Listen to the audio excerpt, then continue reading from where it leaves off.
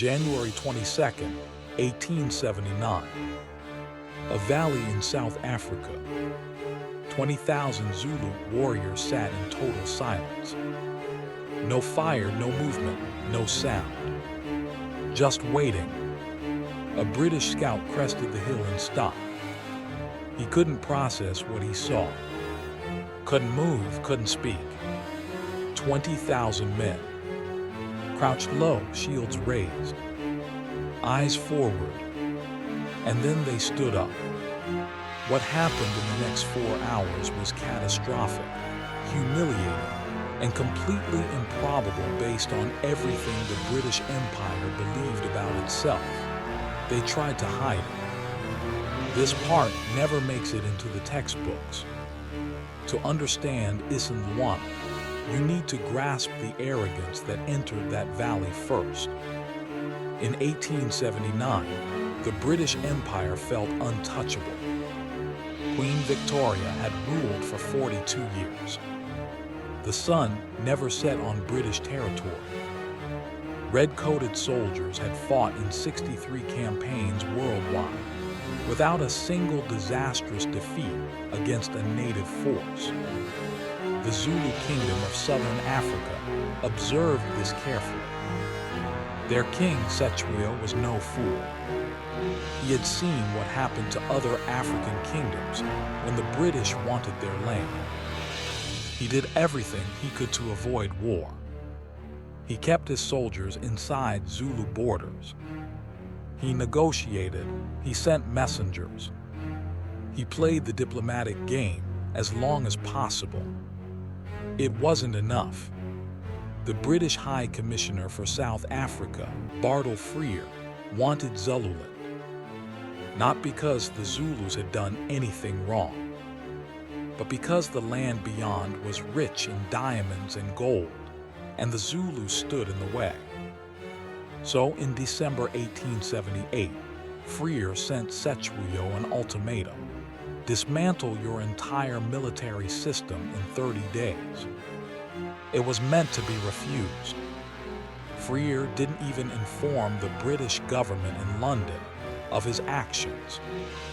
He just started a war. On January 11, 1879, Lord Chelmsford crossed into Zululand with over 4,700 men. Rifles, artillery, supply wagons stretching for miles. The full machinery of the empire was on display. Chelmsford was so confident, he barely bothered to set up defensive camps.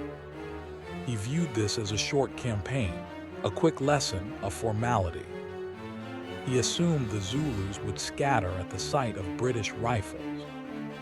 He had never met the Zulu MP. The Zulu fighting system was brutal and clever. It was known as the bullhorn formation.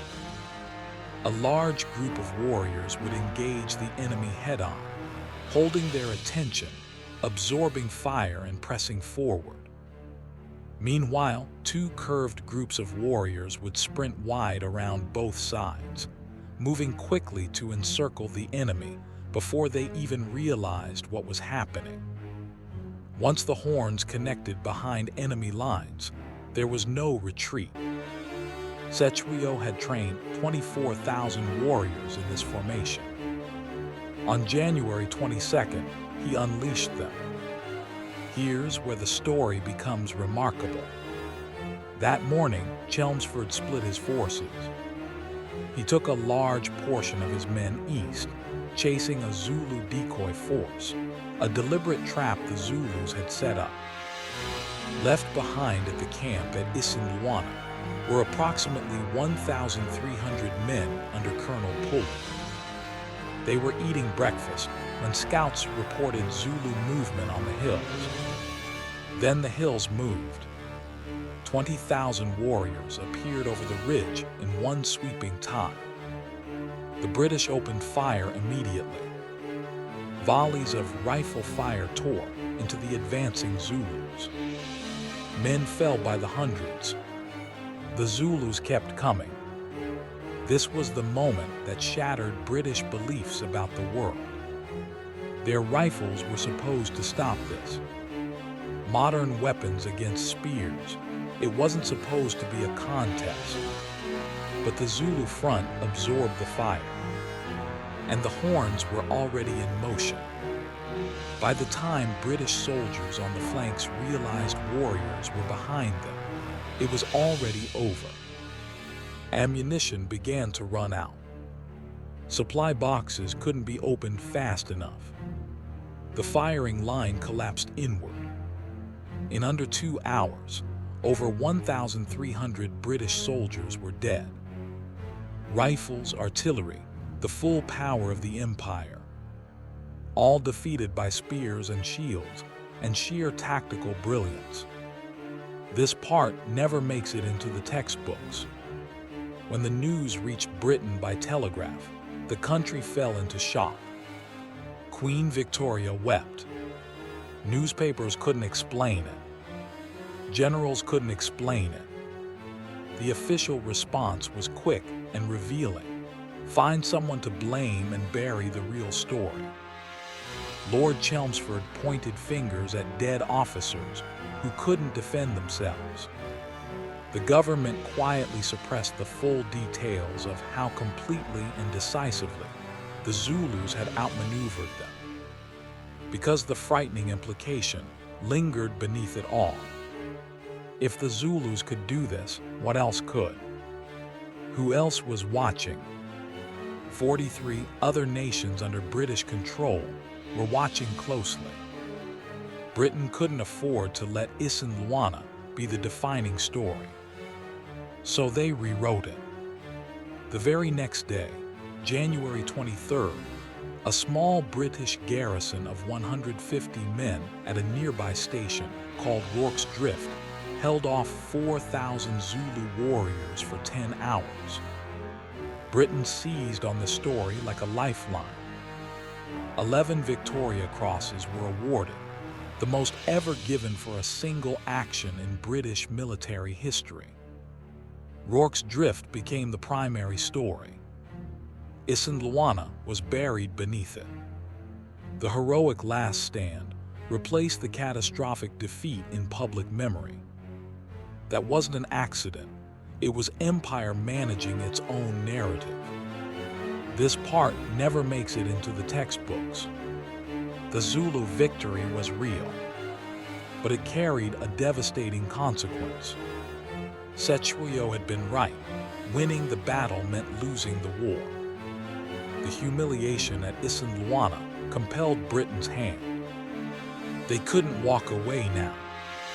17,000 British troops flooded into Zulu, this time with Gatling guns in overwhelming numbers. By July 4th, 1879, just 6 months after Isandlwana, the Zulu capital of Ulundi was burned to the ground. Cetshwayo was hunted, captured, and imprisoned. He was taken to Cape Town and then shipped to London, where Queen Victoria personally received him, reportedly charmed by him, and ordered he be restored to his throne. That decision triggered a bloody civil war among the Zulus. Cetshwayo died within months of returning home. The Zulu kingdom was divided into 13 separate states, forced to fight each other rather than the British. By 1887, every one of those states was annexed by Britain. 8 years after Isandlwana. Done, but Britain never regained the idea of invincibility.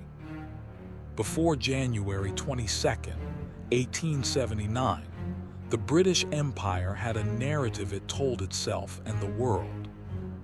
That narrative claimed resistance was futile. They were unstoppable. They were inevitable. Your spears could not touch their rifles. Isandlwana shattered that story forever. Other nations noticed. Other kingdoms took note. Cracks in the empire's armor appeared, and everyone was watching. The defeat contributed to the fall of Disraeli's government in 1880. the first political casualty of a battle fought in Africa with spears. Others proved the same point. The Ethiopians at Adwa in 1896 handed Italy its most crushing defeat ever suffered by a European power on African soil, and remained the only African nation never colonized during the colonial era. The Afghans broke 3 separate British invasions throughout the 19th century, earning their land a name that still echoes today: the Graveyard of Empires.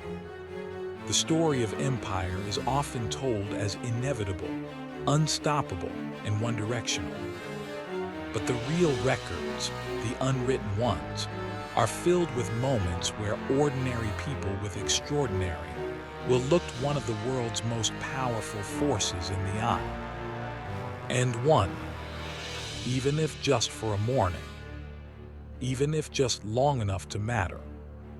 20,000 warriors, one valley, one morning, and the empire was never quite the same again. This has been the unwritten records, the stories they don't include in textbooks, the records they'd rather you didn't find. Subscribe, because the next one is just as dark.